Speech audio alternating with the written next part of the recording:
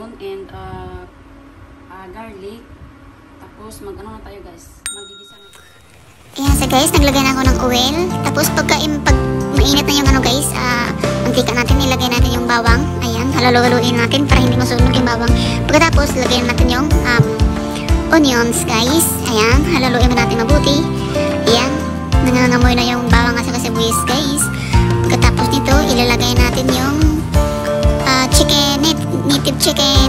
Ayan, haluluin natin mabuti para hindi masunog yung chicken natin guys.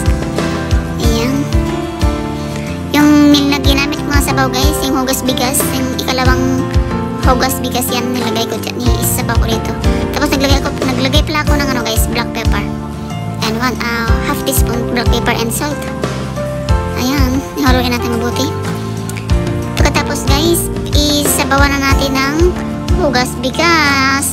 Hugas bigas yung gamit ko guys para maging healthy tayo yun guys. Tapos naglagay ako ng 1 cube chicken cubes. Tapos guys, habang nagpakulo tayo sa chicken natin guys, hinamayan natin to yung mga sahog, yung down sili guys. Ayan, pagkatapos natin ng maghimay guys, ito naman yung papaya, babalatan natin guys. Ayan, 2 piraso yung binili ko yung papaya guys, kasi masarap pag maraming papaya.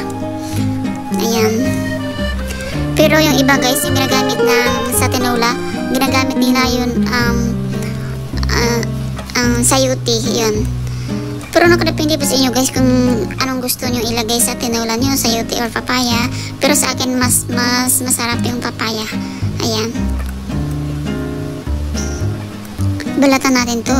At parang ano pa to guys, parang hinog na yung papaya na bili ko. Ang mahal pa ng papaya dito.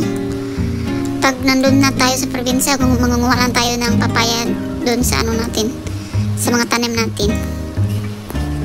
Ayan, patapos na magbalat guys, tapos biyakin natin to.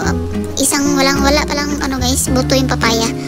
Ayan, isang praso lang yung isa yung may buto, pero isang praso. Ayan, pagkatapos natin ano guys, linisin natin yung papaya guys. Kahit walang buto, pero meron siyang mamaliit yung kulay white. Ayan,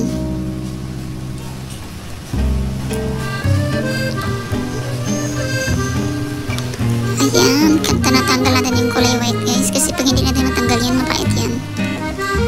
Hinog na pala yung papaya nga binili ko guys. Ang sarap isa-usaw sa tuyo at saka sa suka. Ayan, pagkatapos natin balatan guys, tanggalin ng buto guys, hugasan natin to yung papaya bago natin i-slice. At saka hugasan ko na rin to yung down sili guys. Ayan, hugasan natin ng mabuti yung down sili kasi hindi natin alam kung saan nalalagay yan, kasi nabili ko lang yun po yan sa Pure Gold guys. Ayan, pagkatapos natin ng hugasan guys, ilagay ko muna yung lemongrass sa tinola natin guys para maging mabango yung tinola natin. Pero mayroon din iba yung hindi naglagay ng lemongrass, kasi nakadepende po yun sa inyo kung maglagay kayo ng lemongrass or hindi. Yung iba nilalagay yung luya.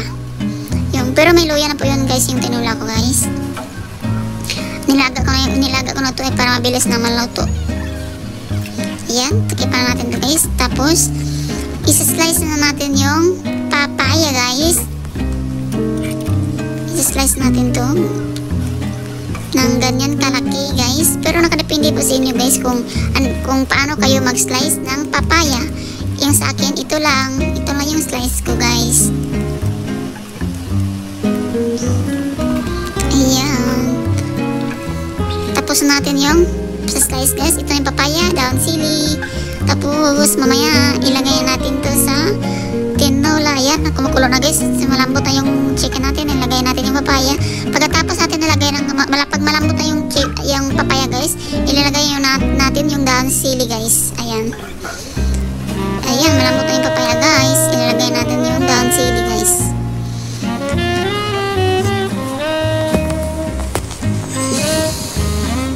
Ayan, malambot na siya guys, ilagay natin yung down sa sili.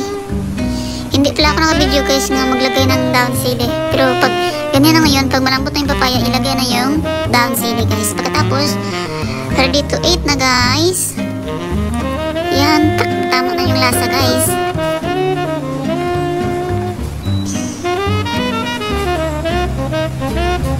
At saka ito na yung tinola natin. Yan, native chicken guys. Ready to serve na po ito guys. Let's eat guys. Yummy. Ang sarap nito guys kapag umuulan tapos ito yung ulam mo. Ang sarap ng sabaw. Ayan.